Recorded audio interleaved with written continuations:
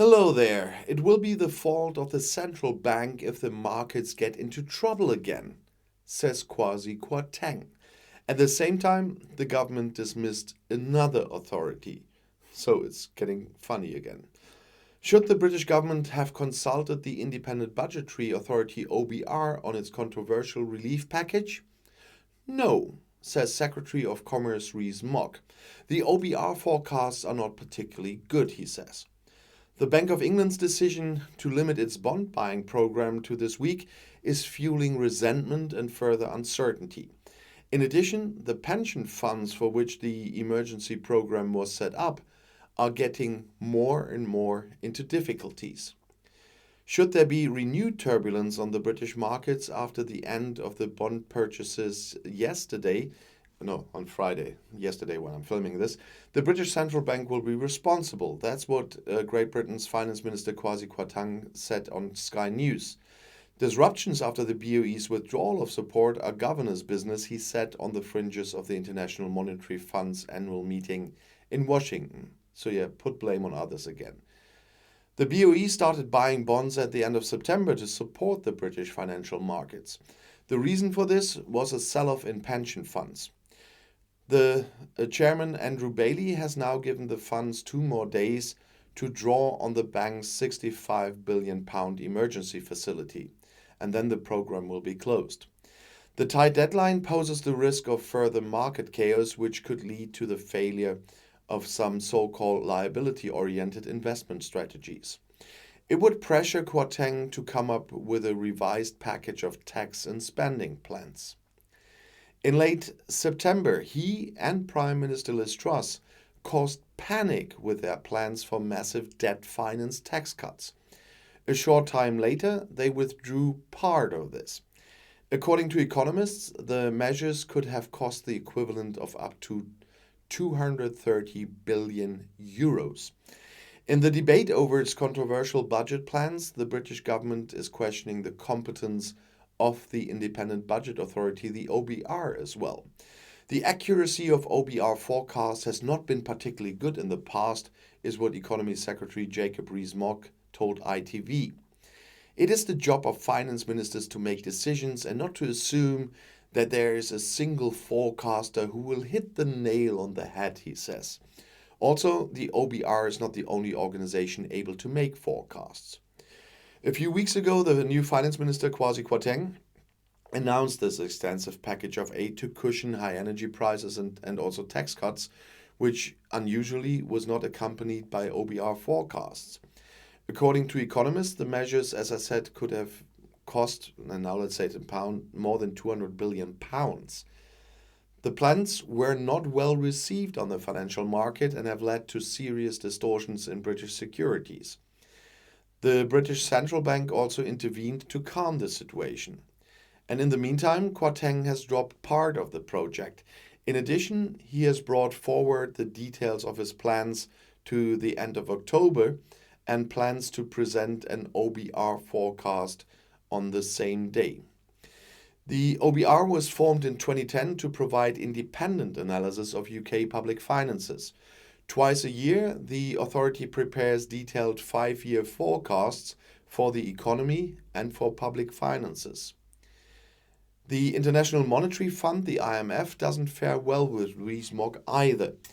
Asked about the IMF's calls for better targeting of the UK stimulus package and tightening of fiscal policy in general, Rees-Mogg gave a scathing analysis of the international organization according to ITV. I think the IMF is wrong on both counts. I think they're mostly wrong on the energy issue and frankly don't know what they are talking about. The IMF isn't scripture. I wouldn't worry too much about the IMF, he says. Well, you really don't know what to say anymore. That also seems to be difficult for the new king, by the way. Conversations between royalty and the head of government are sacred in England. Little gets out, everything remains confidential. But still, there are some headlines this week. The constellation is a special one. Just 2 days after Liz Truss was officially appointed Prime Minister by Her Majesty the Queen, Elizabeth II died at Balmoral and her son became king. Charles III and Liz Truss share a fate. They are new in their offices and for almost the same length of time. Maybe that's why meetings between the two still cause a stir. In the recent past, in the days of the Queen, it rarely happened that one of the regular audiences in Buckingham Palace with the head of government made any headlines.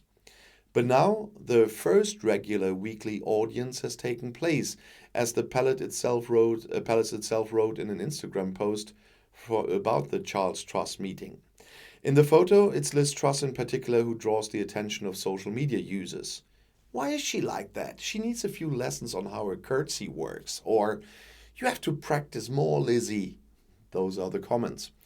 At a meeting with the King in September, Truss had to put up with malicious comments, of course online, because of an apparently awkward curtsy there. But it's not the only excitement related to the background talk, because a short excerpt of the encounter was allowed to be accompanied by cameras and is now spreading as a 15-second clip on social media.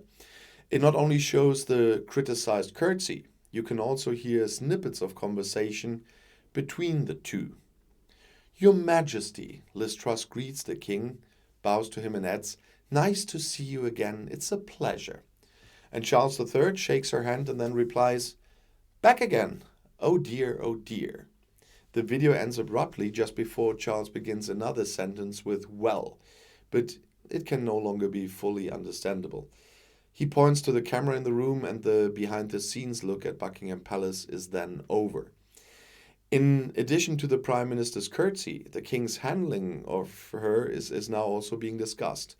Does this short excerpt give a realistic impression of the relationship? Probably only the two of them could explain that themselves. The only thing that is clear is that the behavior of the two makes many viewers laugh, as the reactions on social media show. But this was just a small amusing sideshow. Truss has bigger worries. As I said yesterday, the Prime Minister has been facing harsh criticism from within her own ranks for weeks. The resistance within the party against British Prime Minister Liz Truss is apparently increasing. And according to a report in the Times, after just over a month in office, leading Tories are discussing replacing the Prime Minister. The London newspaper writes, citing high-ranking party members, that there are considerations of nominating a joint candidate. A pact between ex-Finance Minister Rishi Sunak and Tory politician Penny Mordaunt is also possible. Both had failed in the internal competition for party leadership because of Truss with the members, not in Parliament there. Sunak won. A council of elders, what they call it, made up of dozens of former cabinet members, is ready to ask Truss to give up, they say. The Prime Minister has also been facing harsh criticism from within her own ranks for weeks now, and that's the reason for this. And the reason is Finance Minister Kwasi Kwarteng's budget, which was only financed with debt and which triggered severe market turbulence. After protests from leading Tories, Truss and Kwarteng withdrew the abolition of the top tax rate. And now another U-turn is likely. As I already said yesterday, The Guardian reported that Truss and Kwarteng do not want to reverse the significant increase in corporate tax planned for April. The Prime Minister had repeatedly stressed that she would scrap the increase from 19 to 25% decided by Boris Johnson's government. And in a survey by the opinion research institute YouGov for the Times, 50% are in favor of kicking Truss out of the office and only 9% supported the head of government. I mentioned that yesterday already, but those are really important numbers. When was the last time a prime minister had an approval rate of 9%? If anybody knows, please let me know. I couldn't find it. And you still hear my voice, but I will try from tomorrow to get my program a little back to normal, as I described it a few days ago, with the weekly magazines on many channels and weekly videos on the other channels, and I try to do a little bit more here.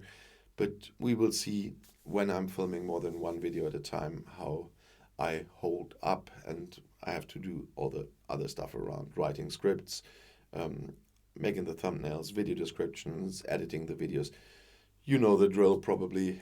Meanwhile, everybody knows how YouTube works. But that is really, even if some people don't believe that, that is a more than a full-time job. As you know, I'm doing this full-time, and as you know, I'm self-employed. And we do have laws for workers here. But according to those laws, there were a lot of days in the past when I wouldn't be allowed to work as I did work, but nobody cares for the self-employed.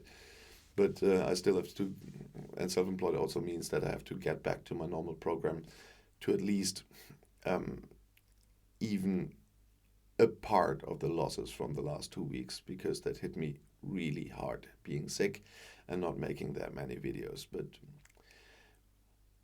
life goes on, and what is one of my very favorite Queen songs, "Show Must Go On." And I'll see you tomorrow. I'll be back.